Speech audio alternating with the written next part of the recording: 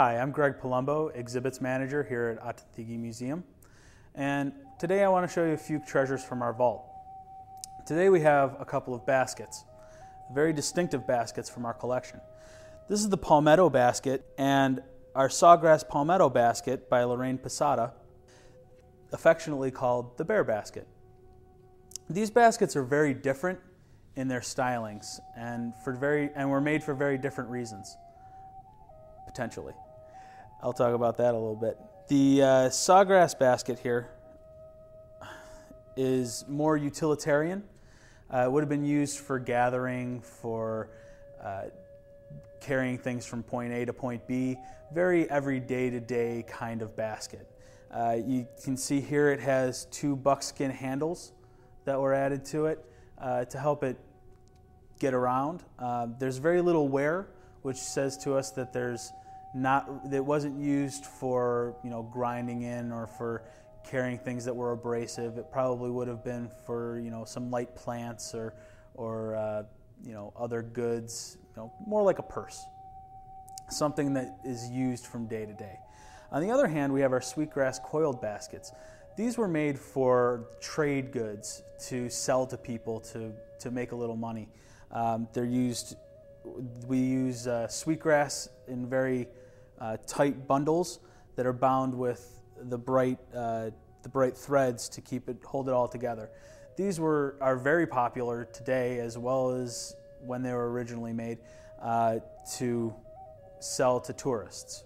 This basket can be seen in our traveling exhibit, Traditions, Art of the Seminole, in which we show dolls and baskets. More of the trade goods that would have been used, more of the artistic, very high-end things. But we also talk about where those baskets and stylings came from and go back as far as we can, even to utilitarian baskets like this. The utilitarian basket here, the palmetto basket, is made of saw palmetto fronds. Originally, when the Seminoles were in northern Florida, they would have used something like a cane and thatched that cane in a 2/2 method. But when the Seminoles came into South Florida, the swamp cane was just too weak. So they would go out and find the palm fronds, which are much sturdier materials. Those materials would then be stripped down into strips with a knife, and only the longest ones were really used for basket weaving because it takes a very long frond to wrap from one side all the way to the other. The fronds are then coiled at the top to create a sturdy rim for the basket so that it can hold up. The palmetto basket was given to us by David Piper of Everglades Wonder Gardens. Everglades Wonder Gardens opened in 1936, and this basket may not be quite that old, but would date from at least 1936 on, and was probably made for that area. While several tribal members are still making baskets like this coiled basket, these utilitarian baskets have really started to die out with the advent of purses and things of that nature where we don't need a basket to carry our things around in. This kind of style is fallen away.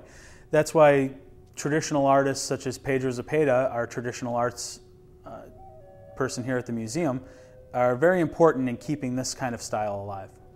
To learn more about these baskets and weaving techniques, you can catch one of our Seminole Moments program that we do with our outreach department and other departments behind the scenes here at the museum, where we talk about different things such as basket weaving, oral histories, things of that nature.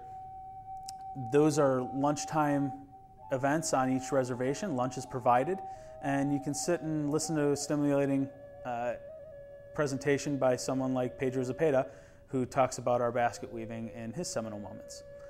Please check out our website at ah-tah-thi-ki.com to see our blog, as well as friend us on Facebook, and you'll get e-blasts telling you when those Seminole Moments are, and you can come out and catch us at one of the reservations.